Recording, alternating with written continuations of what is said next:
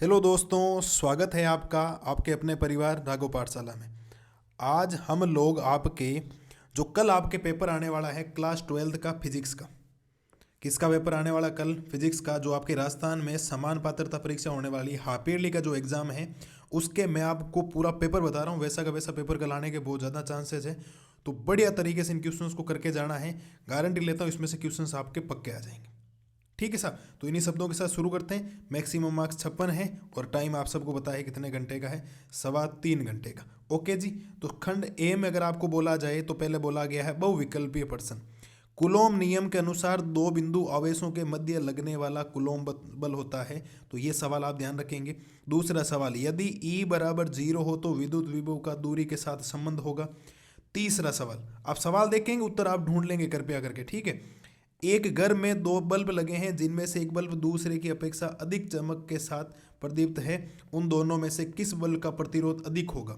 ठीक है, चार ऑप्शन है। अधिक प्रदीप्त बल्ब का, कम प्रदीप्त बल्ब का, दोनों का समान प्रतिरोध, उपयुक्त में से कोई नहीं। ठीक है। चल कुंडली धारामापी का विक्षेप बल युग्म निर्भर करता है चुंबकीय प्रेरण की प्रबलता पर, कुंडली के क्षेत्रफल पर, कुंडली के पैरों की संख्या पर, उपयुक्त सभी बातों पर। ठीक है। 10 सेंटीमीटर त्रिज्या और 100 फेरे वाली कुंडली में 1 एम्पियर धारा प्रभावित हो रही है। कुंडली के केंद्र पर चुंबकीय क्षेत्र का परिमाप होगा। ऑप्शन नंबर ए 6.28 गुणा 10⁻⁻6 टेस्ला, 6.28 गुणा 10⁻⁻4 टेस्ला, 2 गुणा 10⁻⁻6 टेस्ला और 2 गुणा 10⁻⁻4 टेस्ला। चुंबकत्व के लिए गाउस का नियम दर्शाने वाला सूत्र आपको लिखना है। ठीक है, चार ऑप्शन है, इसमें से कौन सा आपको चेक करना है। विद्युत क्षेत्र के लिए गाउस का नियम कौन सा होता है, इन चारों ऑप्शन में से आपको सोचना है और इसका उत्तर आपको देना है। ठीक है साहब, तो ये ध्यान रखना आप लोग साथ में। फिर अगर हम लोग 8वें सवाल की बात करें तो एक परिपथ में धारा की कला वोल्टता की कला से π/3 कोण पीछे है तो परिपथ में अवयव है R&L, R&C, L&C, केवल R। ये परिपथ के होते हैं अगर आपको याद हो तो। ठीक है। एक उत्तल दर्पण की फोकस दूरी 24 सेंटीमीटर है तो इसकी वक्रता त्रिज्या होगी 7 सेंटीमीटर, -7 सेंटीमीटर, 28 सेंटीमीटर और माइनस का 28 सेंटीमीटर। ओके। प्रकाश के कला संबंध स्रोत संपोषी व्यतिकरण उत्पन्न करते हैं जबकि उनके मध्य एक कलांतर होता है। पाई होता है, π/2 होता है, 3π/2 होता है या 2π होता है। ध्यान रखेंगे इस बात को। ठीक है। 11वां सवाल क्या कह रहा है आपको? प्रकाश विद्युत धारा का मान निर्भर करता है केवल प्रकाश की तीव्रता पर, प्रकाश की आवर्ती, स्रोत तथा धातु के मध्य दूरी दोनों पर, धातु के कार्यफलन पर, उपयुक्त सभी। ठीक है।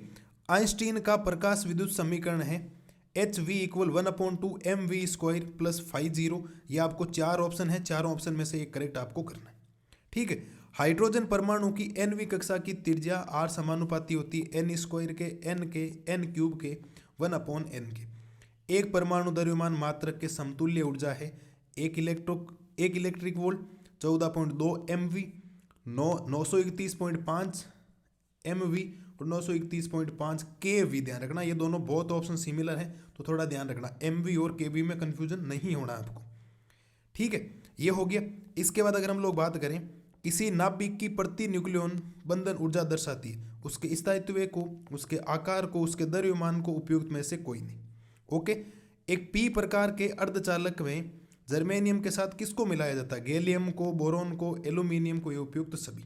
ये आपको 16 सवाल थे जो एबेसेदे थे, इनको आपको बढ़िया तरीके से करके जाना, साहब ध्यान रखना। ठीक है। इसके बाद अगर हम लोग बात करें, रिक्त स्थानों की पूर्ति कीजिए। किसी चालक का प्रतिरोध उसकी लंबाई पर घटता है। यदि तुल्य धारिता बढ़ती है तो संधारित्र को कौन से संयोजन में क्रमान्वित करना चाहिए? एक आदर्श सेल का आंतरिक प्रतिरोध क्या होता है बताना है। एक अनंत लंबाई की परिनालिका के किसी सिरे पर चुंबकीय क्षेत्र का मान कितना होता है, ध्यान रखना। प्रत्यावर्ती धारा का वर्ग माध्य मूल मान उसके शिखर मान का कितना गुणा होता है वो भी आपको बताना है।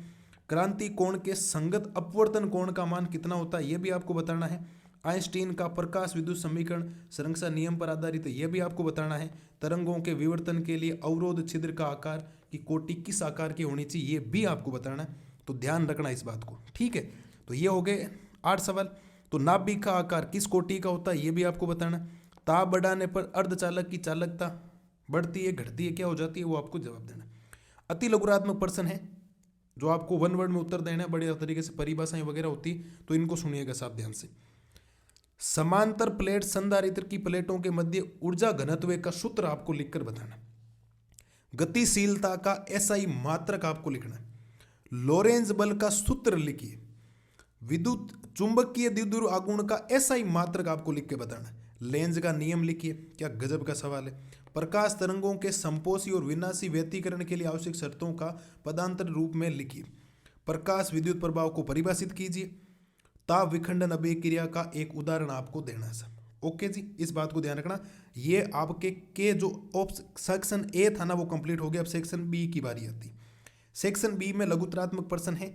संधारित्र का सिद्धांत बताते हुए इसकी धारिता को प्रभावित करने वाले दो कारक आपको बताना है।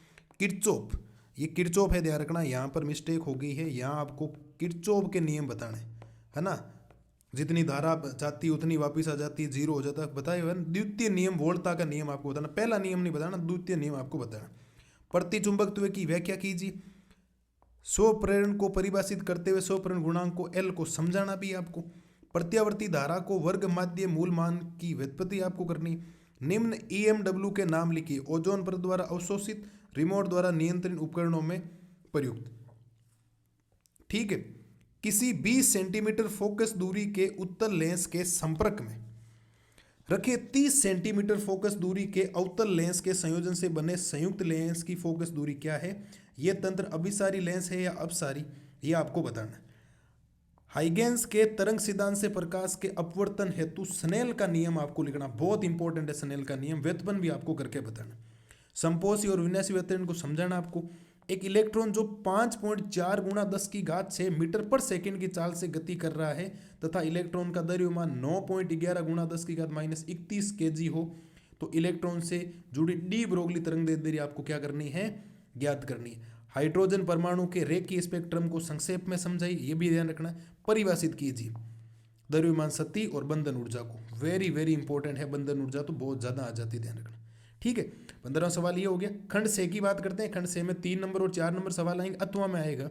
तो विद्युत द्विध्रुव के कारण उसकी निरक्ष पर स्थित किसी बिंदु पर विद्युत क्षेत्र का व्यंजक आवश्यक चित्र बनाए। व्यंजक भी ज्ञात करना, आवश्यक चित्र बनाकर भी आपको समझाना। ओके। गाउस के नियम की सहायता से समरूप आवेशित चालक गोले के कारण विभिन्न स्थितियों में विद्युत क्षेत्र का व्यंजक प्राप्त करना है। 16 सवाल हो गया। 17वां धारावाही वर्ताकार कुंडली के केंद्र पर चुंबकीय क्षेत्र का व्यंजक ज्ञात कीजिए। अथवा एम्पियर के परिपतीय नियम को समझाते हुए लंबे व सीधे धारावाही चालक के कारण चुंबकीय क्षेत्र का क्या ज्ञात करना, आपको व्यंजक ज्ञात करना है। दिष्टकरण से क्या तात्पर्य है, पूर्ण तरंग दिष्टकारी परिपत्र का चित्र बनाइए। इसकी निवेशी व निर्गत वोल्टता के तरंग का निरूपण भी आपको करना है। ये जो सूत्र डेरिवेशन आते हैं वो बहुत ज़्यादा इंपॉर्टेंट है, इनको बढ़िया तरीके से करके जाना सर। ठीक है। इसके अथवा में क्या आया था, पीएन संधि डायोड की अग्रदिशिक बाइसिंग से क्या तात्पर्य है। पीएन संधि डायोड की अग्रदिशिक बाइसिंग के अभिलाक्षणीय वक्र प्राप्त करने का परिपथ चित्र भी आपको बनाना। खंड दे शुरू हो गया।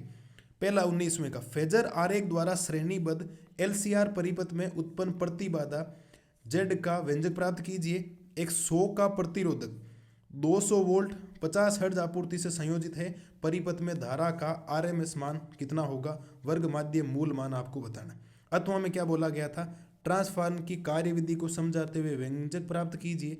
यदि किसी ट्रांसफार्मर की प्राथमिक कुंडली में 400 फेरे हैं और द्वितीय कुंडली में 200 हैं तथा द्वितीय वोल्टता 1100 वोल्ट हो, तो प्राथमिक वोल्टता को आपको क्या करना है, ज्ञात करना है।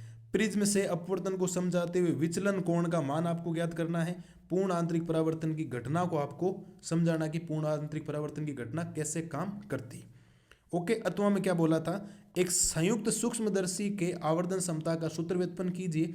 आवश्यक चित्र भी बनाइए। आवर्धन क्षमता 6 प्राप्त करने के लिए प्रयुक्त सरल सूक्ष्मदर्शी की फोकस दूरी क्या होगी, जबकि अंतिम प्रतिबिंब 25 सेंटीमीटर की दूरी पर बनता है। तो मैंने ये आपको बोर्ड का पूरा पेपर बताया है। कल आप इन क्वेश्चंस को अच्छी तरीके से करके जाएं। यहाँ से 80 से 90% क्वेश्चंस फंसने की गारंटी है मेरी। इस बात को आप लोग ध्यान रखना, बढ़िया तरीके से इन चीज़ों को करके जाएंगे तो आपके अच्छे मार्क्स आएंगे। तो इन्हीं शब्दों के साथ आज की क्लास को ख़त्म करते हैं। अगर टाइम मिला तो एक पेपर आपके लिए और लेकर आएंगे। अभी आप इनको बढ़िया तरीके से करके जाना, आपका भला होगा, बहुत शानदार तरीके से आपके नंबर आने वाले। ठीक है। तो इन्हीं शब्दों के साथ बढ़िया पढ़ाई कीजिए, आपका पेपर अच्छा होगा। Thank you, tata, bye bye.